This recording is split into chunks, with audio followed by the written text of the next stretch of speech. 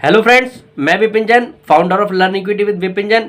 Friends, most awaited IPO IREDA को लेकर काफी बड़ी बिग न्यूज आई है। 21 नवंबर को आईपीओ ओपन होगा और 23 नवंबर को आईपीओ क्लोज हो जाएगा। और आईपीओ का प्राइस बैंड 30 से 32 रुपए 32 रुपीज के आसपास रखा गया है। और गवर्नमेंट अपनी 30% स्टेक इस आईपीओ के अंदर बेचने जा रही है।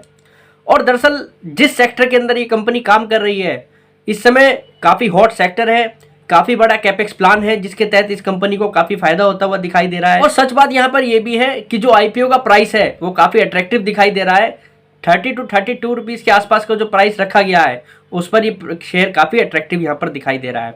और कंपनी के बारे में जैसा मैंने आपको बताया कि काफी हॉट सेक्टर है। तो आज के इस वीडियो में मैं आपको कंपनी से रिलेटेड फंडामेंटल, फाइनेंशियल्स, साथ ही साथ कंपनी के आईपीओ से रिलेटेड जो भी बारीकी की बातें हैं वो सभी आज आपको बताने वाला हूं, क्योंकि आईपीओ काफी इंटरेस्टेड दिखाई दे रहा है। सबसे पहले आपको जानना होगा इरेडा करता क्या है। दरअसल इरेडा एक गवर्नमेंट की संस्था है या गवर्नमेंट कंपनी है जो कि रिन्यूएबल एनर्जी सेक्टर के अंदर फाइनेंसिंग का कारोबार करती है। रिन्यूएबल एनर्जी सेक्टर के अंदर सोलर, विंड, बायोमास, हाइड्रो जैसे भी प्रोजेक्ट हों, कंपनी उनसे रिलेटेड लोन देती है।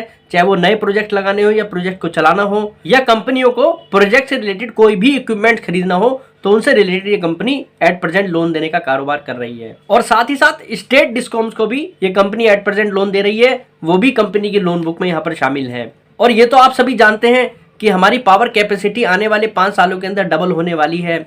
और रिन्यूएबल एनर्जी सेक्टर को लेकर मिनिस्ट्री ऑफ पावर जो विशेष रूप से फोकस कर रहा है, उसमें जो बड़े कैपेक्स प्लान है उसके तहत तो इस कंपनी को काफी बड़ा फायदा यहां पर होता हुआ दिखाई दे रहा है, क्योंकि कंपनी रिन्यूएबल एनर्जी सेक्टर के अंदर ही अपना कारोबार चला रही है। अब जैसा मैंने आपको बताया कि 21 नवंबर को कंपनी का आईपीओ ओपन होगा और 23 नवंबर को क्लोज होगा।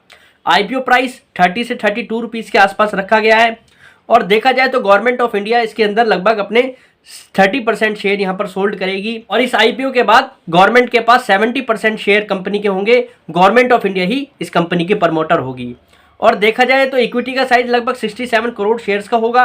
अब सवाल यहां पर यह आ रहा है कि क्या इरेडा के आईपीओ में पैसा लगाएं, क्या यहां पर पैसा बनेगा।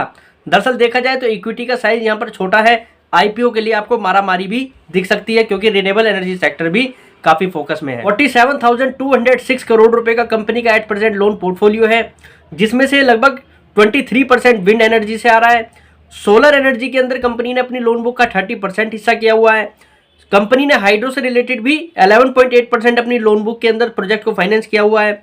और शॉर्ट टर्म लोन्स की भी बात करें, 2.1% कंपनी की ओवरऑल लोन बुक का हिस्सा यहाँ से आता है। बायोमास से रिलेटेड कंपनी के पास 5.7% टोटल लोन बुक का पोर्टफोलियो यहाँ से आता है। Loan facility to state utilities यहाँ पर 19.2% है। तो कंपनी की लोन बुक जो है काफी डाइवर्सिफाइड लोन बुक है। और यहाँ पर देखने वाली बात कंपनी के लिए ये भी है कि कंपनी पास्ट में भी प्रॉफिटेबल है। और साथ ही साथ मैनेजमेंट की माने तो इस साल के अंदर कंपनी अपने बिजनेस को 26% ग्रो करने वाली है। तो देखा जाए तो यहाँ पर कंपनी के लिए काफी अच्छा टाइम चल रहा है। अब जरा हम कंपनी के फाइनेंशियल को समझते हैं, जिसके आधार पर हम कंपनी के वैल्यूएशन यहाँ पर निकालेंगे और हमें पता लग जाएगा कि हमें इस कंपनी के अंदर पैसे लगाने चाहिए या नहीं। बात करें कंपनी की परफॉर्मेंस की, तो इस फाइनेंशियल ईयर के सेकंड क्वार्टर के अंदर इस कंपनी ने काफी अच्छी परफॉर्मेंस दिखाई है। कंपनी की टोटल इनकम 1177 करोड़ रुपए रिकॉर्ड हुई है, जो कि पिछले फाइनेंशियल ईयर के सेम क्वार्टर के अंदर 791 करोड़ रुपए के आसपास थी। तो देखा जाए तो कंपनी की टोटल इनकम 50% ग्रो हुई है ईयर ऑन ईयर बेसिस पर। अगर हम पीबीटी की भी बात करें, प्रॉफिट बिफोर टैक्स की, तो 276 करोड़ रुपए का पीबीटी था पिछले फाइनेंशियल ईयर के सेम क्वार्टर के अंदर, जो कि 38% ग्रो हुआ है, लगभग 380 करोड़ रुपए के आसपास पहुंच चुका है इस फाइनेंशियल ईयर के सेकंड क्वार्टर के अंदर। यहीं अगर आप पैट की भी बात करें, प्रॉफिट आफ्टर टैक्स की, तो 184 करोड़ रुपए का प्रॉफिट था पिछले फाइनेंशियल ईयर के सेम क्वार्टर के अंदर, जो कि 55% ग्रो करके कंपनी ने 284 करोड़ रुपए के आसपास अपने प्रॉफिट को यहां पर पहुंचा दिया है। अब यहां पर एक चीज और देखनी है आपको, कंपनी की फाइनेंस कॉस्ट। कंपनी की फाइनेंस कॉस्ट इस समय अगर हम देखें इस क्वार्टर के अंदर, तो टोटल इनकम की लगभग 67% है। 793 करोड़ रुपए के आसपास कंपनी की फाइनेंस कॉस्ट आ रही है, जो कि ये बता रहा है कि 67% टोटल इनकम की कंपनी की फाइनेंस कॉस्ट है, जो कि पिछले फाइनेंशियल ईयर के अंदर सेम क्वार्टर के अंदर लगभग 63% थी टोटल इनकम की। कंपनी की फाइनेंस कॉस्ट यहाँ पर बढ़ी है और उसके पीछे कारण भी है। दरअसल जिस हिसाब से यहाँ पर इंटरेस्ट रेट बढ़े हैं, तो उसका कहीं ना कहीं कंपनी को यहाँ पर नुकसान उठाना पड़ रहा है, जिसके कारण कंपनी की फाइनेंस कॉस्ट बढ़ी है। और आने वाले समय में जैसे इंटरेस्ट रेट घटेंगे तो कंपनी की फाइनेंस कॉस्ट भी घटेगी और उसके कारण कंपनी का मुनाफा यहाँ पर आपको बढ़ता हुआ दिखाई देगा। बात करें इस फाइनेंशियल ईयर की हाफ ईयरली बेसिस पर तो कंपनी 2321 करोड़ रुपए का टोटल इनकम यहाँ पर क्लॉक कर चुकी है। और अगर हम नेट प्रॉफिट की भी बात करें तो इस कंपनी को 578 करोड़ रुपए का नेट प्रॉफिट है हाफ ईयरली बेसिस पर इस फाइनेंशियल ईयर के अंदर। और ऊपर से माने तो कंपनी का मैनेजमेंट ये कह रहा है कि कंपनी इस फाइनेंशियल ईयर के अंदर 4350 करोड़ रुपीस के आसपास का रेवेन्यू क्लॉक करेगी टोटल इनकम, जो कि पिछले फाइनेंशियल ईयर के अंदर सेम ईयर की अगर हम बात करते हैं, होल ईयर की अगर हम बात करते हैं तो 3373 करोड़ रुपए की टोटल इनकम थी। 26% कंपनी की टोटल इनकम इस साल के अंदर बढ़ने वाली है मैनेजमेंट के हिसाब से। यहीं अगर हम बात करें कंपनी के पैट की तो पिछले फाइनेंशियल ईयर के अंदर कंपनी का पैट 864 करोड़ रुपीस का था, जो कि हाफ ईयरली बेसिस पर अब तक लगभग 578 करोड़ रुपए रिकॉर्ड हो चुका है। तो जो कि ये बता रहा है कि इस फाइनेंशियल ईयर के अंदर जिस हिसाब से कंपनी की इनकम बढ़ेगी उस हिसाब से इस कंपनी का प्रॉफिट यहाँ पर काफी अच्छा उछाल दिखाने वाला है। कंपनी का ईपीएस पिछले फाइनेंशियल ईयर के होल ईयर के अंदर 3.78 रुपीस के आसपास का है। अब जैसा कंपनी का हम प्रॉफिट बढ़ता हुआ देख रहे हैं, सेल्स बढ़ती हुई देख रहे हैं, अगर कंपनी सेम मार्जिन पर ही इस फाइनेंशियल ईयर के अंदर काम करती है, अभी कंपनी के मार्जिन यहां से और इंप्रूव नहीं होते हैं, तब भी ये कंपनी इस फाइनेंशियल ईयर के अंदर कंपनी लगभग 1100 करोड़ रुपए का प्रॉफिट दिखा सकती है, जिसके तहत कंपनी का यहाँ पर प्रॉफिट भी डबल डिजिट में 26% ग्रो होता हुआ दिखाई दे रहा है और इनकम भी यहाँ पर डबल डिजिट में ग्रो होती हुई दिखाई दे रही है। और कंपनी का ईपीएस लगभग 5 रुपए के आसपास रिकॉर्ड होगा।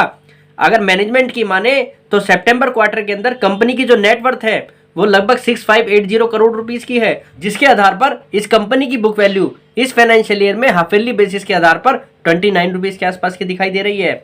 अब अगर कंपनी 5 रुपए का ईपीएस करती है तो इट मीन्स इस कंपनी की बुक वैल्यू इस होल फाइनेंशियल ईयर के अंदर 32 रुपीस के आसपास की होगी। 32 रुपीस की बुक वैल्यू वाली कंपनी लगभग 5 रुपए का अगर ईपीएस लाएगी तो रिटर्न ऑन इक्विटी कंपनी की कितनी हो गई? 15% की रिटर्न ऑन इक्विटी होगी इस कंपनी की इस फाइनेंशियल ईयर के आधार पर। और देखा जाए तो कंपनी इस समय अपनी प्राइस टू बुक जो इस फाइनेंशियल ईयर के आधार पर देखें तो लगभग प्राइस टू बुक के 1 के मल्टीपल पर ही आ रही है। मतलब गवर्नमेंट इस समय रिन्यूएबल एनर्जी सेक्टर में कामकाज होने के बावजूद भी इस कंपनी पे किसी भी तरीके का कोई प्रीमियम आपसे नहीं ले रही है। गवर्नमेंट इस समय प्राइस टू बुक पर ही इस आईपीओ को ला रही है। तो देखा जाए तो इस समय कंपनी फेयर वैल्यूएशन पर दिख रही है। अगर कंपनी अंडर वैल्यूड नहीं है तो फेयर वैल्यूड है। और अगर देखा जाए तो रिन्यूएबल एनर्जी सेक्टर के वैल्यूएशन अगर इस कंपनी को मिल जाए और आने वाले समय में अगर इस कंपनी को प्रीमियम मिल जाए तो शायद ये भी कंपनी यहाँ से अच्छा खासा रिटर्न बना कर दे। और ये तो इतिहास ही रहा है कि हमारे देश में जब गवर्नमेंट कुछ बेचने आती है तो वही सस्ता बेच कर जाती है। आप आईआरसीटीसी को उठा लीजिए, आप राइट्स को उठा लीजिए, आप आरबीएनएल को देख लीजिए, आप इरकॉन को देख लीजिए, सबके पैसे जो भी शेयर में बने हैं वो ज़्यादातर गवर्नमेंट के द्वारा बेचे गए सस्ते शेयरों में बने हैं। अगर देखा जाए तो अगर प्राइवेट इक्विटी होती या प्राइवेट कंपनी कोई होती तो यहाँ पर आपसे प्रीमियम चार्ज करती। इन सभी शेयरों में जो पैसे बने हैं वो इसलिए बने हैं कि गवर्नमेंट ने इनको सस्ता करके बेचा है या अंडर वैल्यूड करके इनको बेचा है।